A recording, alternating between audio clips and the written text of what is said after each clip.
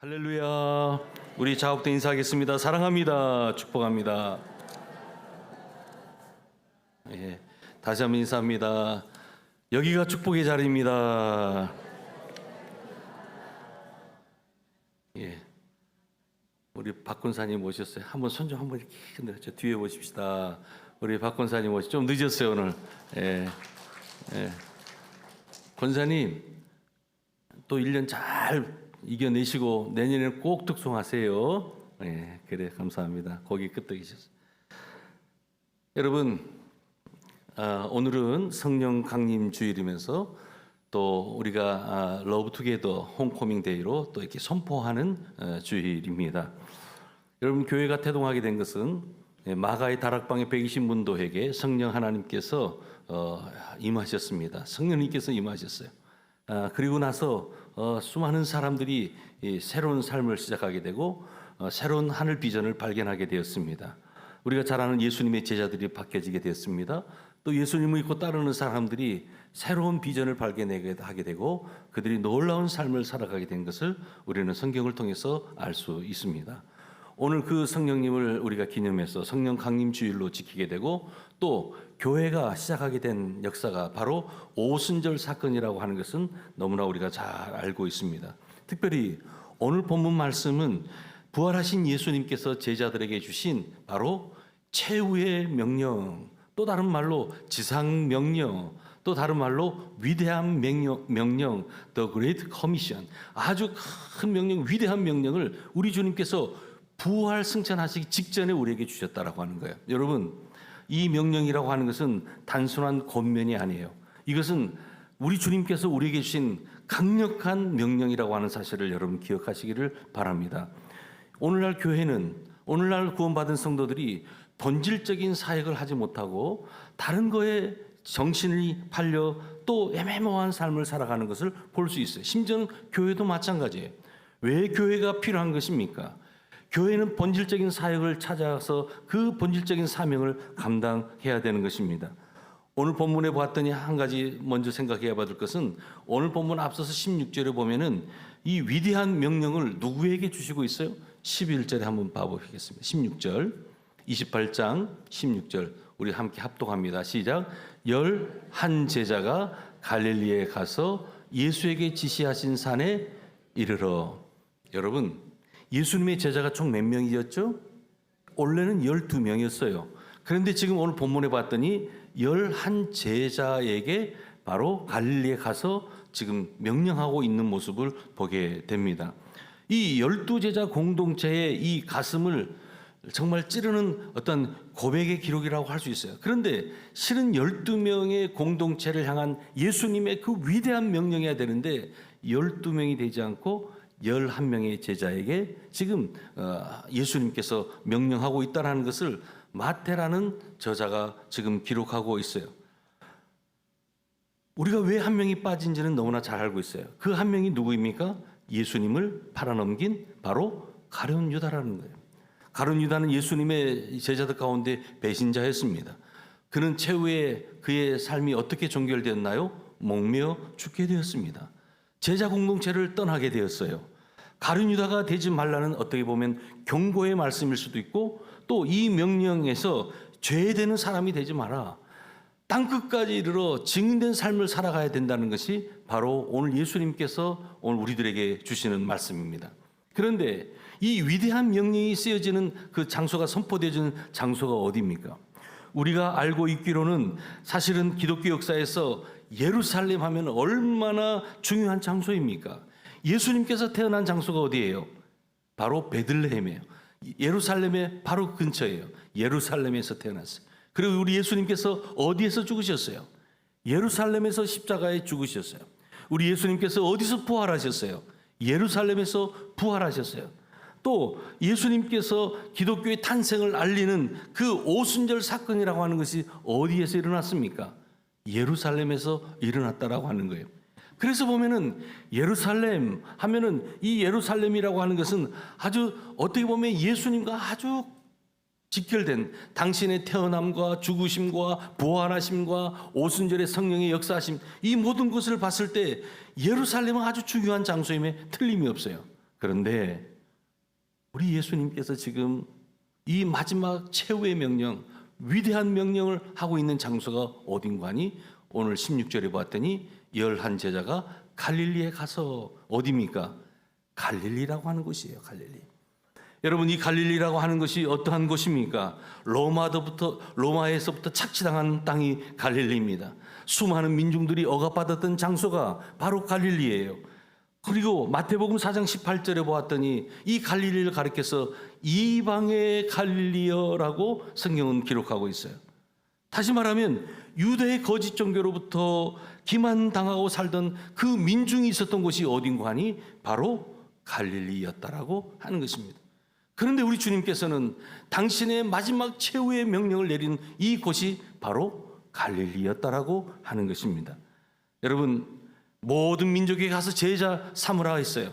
여기서 모든 민족이라고 하는 것은 모든 이방 민족을 말하는 거예요. 모든 민족에게 복음을 전하는 이 지상 명령이 바로 갈릴리에서 선포되었다라고 하는데 우리는 주목할 필요가 있습니다. 대단히 의미 있는 그러한 마태의 의도적인 기록이라고 할 수 있죠. 지금 마태는 자신의 교회를 향해서 선포하고 있는 거예요. 지금 마태라는 저자가 예수님께서 갈릴리에서 최후의 명령하는 내용을 지금 그가 기록하고 있어요. 오늘 우리 그리스도인들이 이 땅에 존재하는 목적이 무엇이냐는 거예요.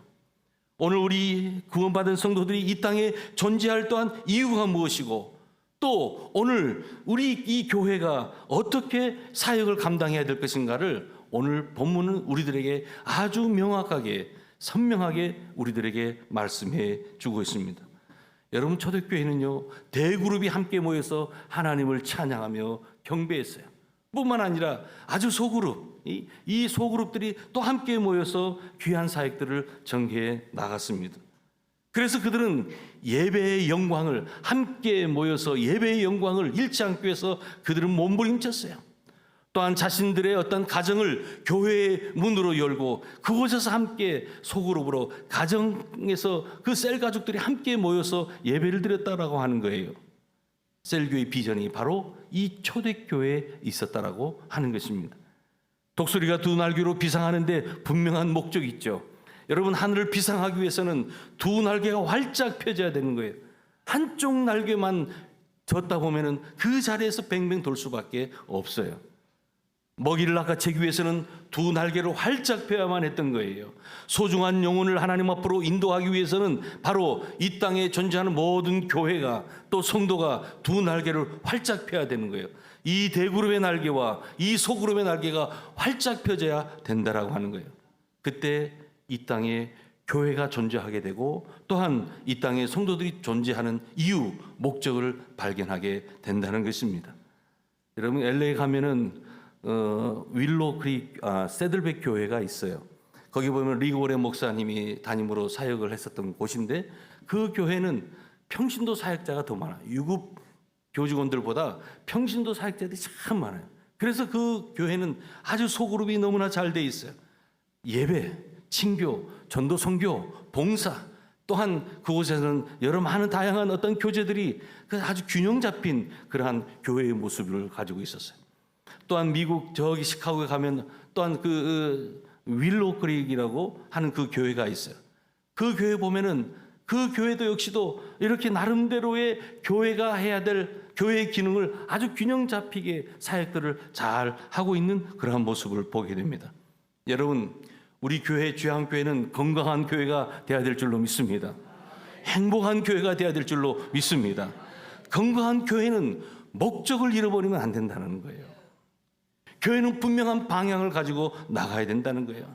삶의 초점을 잃어버리는 교회, 불행한 교회예요.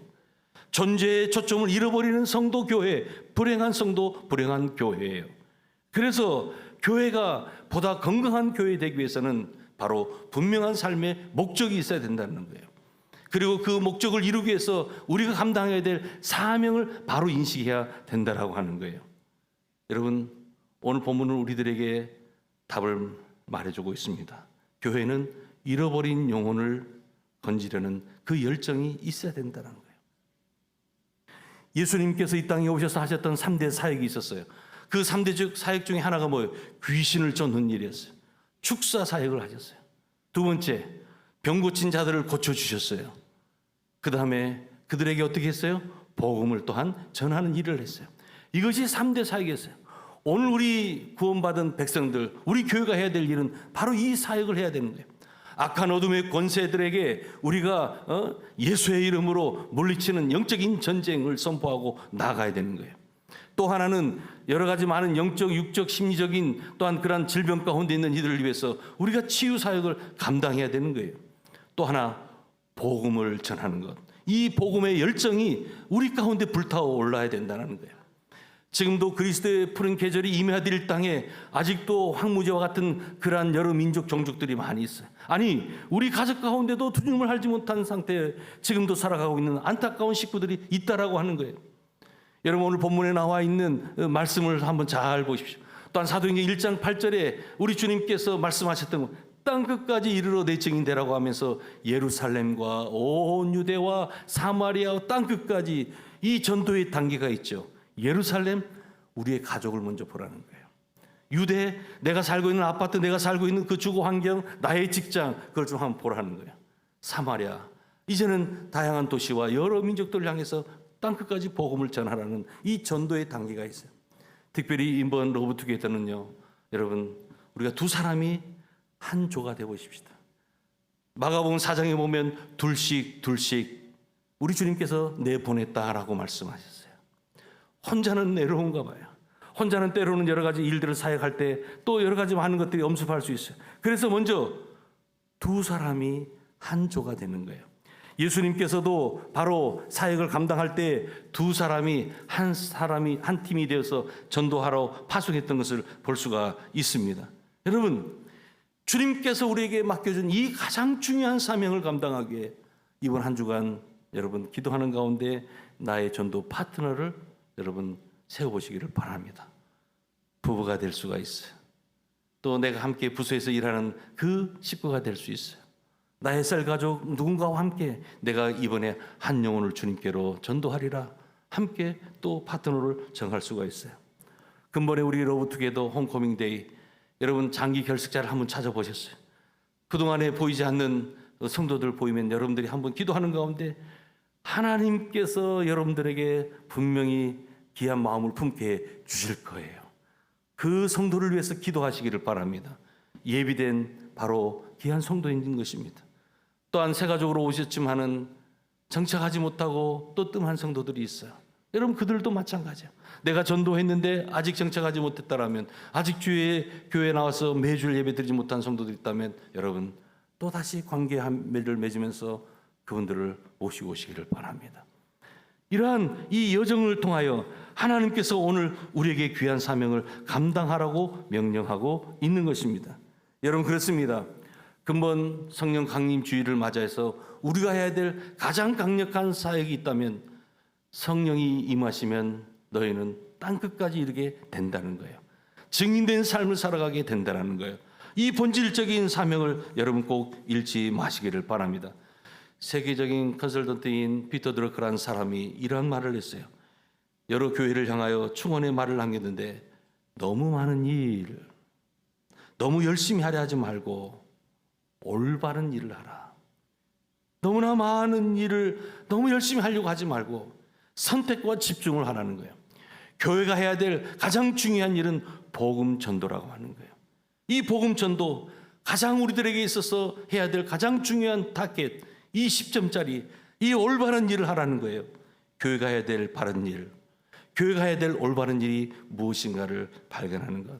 여러분, 이 일 가운데 우리의 온 삶을 드릴 수 있기를 주님의 이름으로 축복합니다.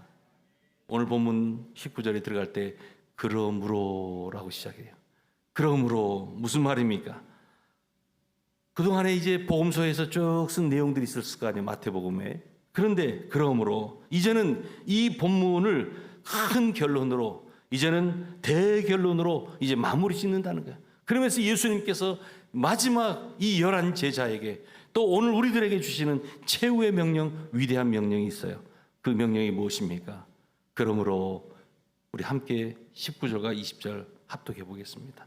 우리 19절 봅니다. 시작.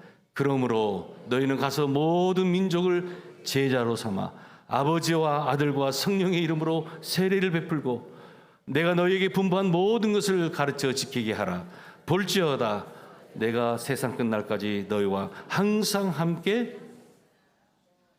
있으리라. 아멘. 아멘. 여러분, 이 본문에 봤더니요, 먼저 모든 민족을 제자로 삼으라고 했어요. 여러분, 이것은 특정한 집단, 특정한 어떠한 민족이 아닌 모든 민족을 제자 삼으라고 하는 거예요. 이것은 복음이라고 하는 것은 모든 인류를 향한 하나님의 사랑이라고 하는 거예요. 그래서 우리는 국적을 뛰어넘고 언어와 문화와 신분을 초월해서 복음을 전하는 걸로 믿습니다. 그래서 우리가 또 이번에도 캄보디아 땅에 가는 거예요. 지난번에는 캄보디아에 있는 우리 젊은이들이 와서 교회에서 우리가 또 함께 또 뮤지컬을 또 한번 보여주면서 귀한 은혜의 감동의 시간 아니었어요. 정말 그 캄보디아 젊은 친구들이 한국어로 한 40-50분 공연을 하는데 큰 감동이지 않았어요? 여러분, 우리가 이번에는 또 캄보디아로 가게 됩니다. 여름 성경학교 우리가 함께 참여하게 되고요. 또 세운 교회들 함께 우리가 투어하면서 또 우리가 물론 가서 무엇인가 해 주려고 한다는 생각을 가질 수도 있지만 그것이 아니라 오히려 근본 아울리치는 우리가 하나님께서 주신 세계의 선교 비전을 가슴에 품고 도전받고 돌아오는 시간이 돼야 될 줄로 믿습니다. 2달의 시간을 앞두고 우리 대원들이 함께 기도하고 준비하고 있습니다. 가든지 또한 나가든지 보내든지 하라는 또 주의 명령에 따라서 여러분들 우리 캄보디아 귀한 아울리치 팀들을 위해서 기도해 주시고 또 함께 해 주시기를 바랍니다. 모든 민족을 제자 삼으라. 두 번째로 세례를 주고 가르치라고 했어요. 세례를 준다. 아버지의 이름과 아버지와 아들과 성령의 이름으로 세례를 베풀라. 여러분, 이 세례라고 하는 것은 바로 우리의 믿음의 고백이라고 할 수 있어요. 이 세례라고 하는 것은 하나님의 가족으로 들어오는 아주 중요한 과정이 바로 이 세례라고 하는 거예요. 그런데 이것은 우리가 단순하게 기독교의 어떤 성례인가 보다 단순한 의식이 아니에요. 이 세례라고 하는 것은 믿음의 변화, 한 인생이 새 삶의 시작을 의미하는 것이 바로 세례라고 할 수 있어요. 그래서 우리는 사람들을 세례받게 하는 거예요. 그들이 참된 믿음 안에서 이제 새롭게 나아갈 수 있도록 세례를 베풀라는 거예요. 여러분, 이제는 1년에 몇 차례 있는 세례를 우리가 또 성례전을 거하게 될 때 셀 가족들은요, 최소한 한두 명 이상씩은 세례를 받게 해야 되는 거예요. 우리가 1년을 보내면서 전도하지 못하고 우리가 그냥 지내서는 안 돼요. 여러분, 우리 온 셀 가족들이 꼭 우리 셀 가족들이 세례를 베풀 때는 꼭 우리 셀 가족 식구들이 전도하시고 또 그들이 잘 성장해서 세례 받을 수 있도록 여러분 인도하시기를 바랍니다. 아멘이 한 명도 없네요. 귀한 사역이 있기를 주님의 이름으로 축복합니다. 하나님의 때를 따라 세례를 주고 말씀을 가르쳐 지킨다는 것, 이것은 단순히 복음을 전하는 것이 아니에요. 이것은 믿음을 실천하며 살아가는 제자의 삶을 사실은 세워가는 과정이기 때문에 세례를 베풀라고 또 말씀하고 있습니다. 세 번째, 가서 모든 민족으로 제자 삼고, 두 번째, 아버지와 아들과 성령의 이름으로 세례를 주고, 세 번째는 무엇입니까? 내가 너에게 분부한 모든 것을 가르쳐 지키게 하라. 이것은 무슨 말씀인가 하니 이것은 단순히 교회에 출석하라는 뜻이 아니에요. 여러분, 제자 삼는다는 것이 교회에 그냥 출석해서 나와서 교회 생활하라고 하는 것이 제자 삼는 것이 아니에요. 예수님의 가르침, 이 예수님의 가르침을 배우게 하는 거예요. 그리고 삶 속에서 그 성도가 잘 실천하도록 돕는 것이 누구의 책임입니까? 오늘 저와 여러분의 책임이라고. 제사 삼는 것, 진정한 양육이 교회 가운데 있어야 된다는 거예요. 말씀을 함께 나누고 서로 격려하면서 지속적인 신앙 성장을 위해서 우리가 함께 하는 거예요. 자, 이러한 사역 가운데 우리 주님이 뭐라고 말씀하신 거 하니 20절 마지막 절 하반절을 봤더니 볼지어다 내가 세상 끝날까지 너희와 항상 함께 있으리라. 할렐루야. 여러분, 이제 성령 안에서 서로가 근본 러브투게더 이 귀한 전도 사역을 감당할 때에 주님의 그 최후의 명령, 위대한 명령 앞에 순종할 수 있는 우리 모두가 되기를 축복합니다. 주님은 더욱 선명하게 우리 함께 해주시겠다라고 말씀해요. 어제 우리 8구 예전대가 힐링 캠프를 저기 덕유산 무주에 있는 리조트에 갔다 왔어요. 한 1박 2일 짧은 여정이었지만 아주 힐링하고 돌아왔어요. 육적인 힐링, 영적인 힐링, 전인격적인 힐링이 들어왔어요. 궁금하시죠? 회원들에게 한번 물어보세요. 그런데 어제 갔다 왔는데 교회에 우리 권사님들 두 분이 계세요. 목사님 이번에 또 한 분이 교회에 등록하기로 했어요. 그래서 어떻게 됐어요? 그랬더니 실은 이 여차저차해서 이렇게 한 분을 만나게 됐는데 옆에 있는 권사님이 목사님 사실 목사님이 전도하라고 했을 때 덜컥 두렵기도 하고 어떻게 해야 될지 몰랐는데 우리 마치 권사님하고 짝이 됐어요. 뭐 두 사람이 한 사람 한 팀이 된다면서요. 그래서 짝이 돼서 같이 오늘 또 갔는데 그분이 이번 주 말고 다음 주에 나오기로 했어요. 그러는 거예요. 아멘도 안 하고 별로 반갑지도 않고 뭐 내일인가 남의 일이지. 여러분, 한 영혼이 주님께로 돌아오는 일, 하나님이 가장 기뻐하시는 일이에요. 우리 교회 공동체가 봄, 여름, 가을, 겨울 전도하는 교회가 되어야 될 줄로 믿습니다. 이건 행사가 아니라 그냥 우리 교회 생활하는 거예요. 신앙 생활하는 거예요.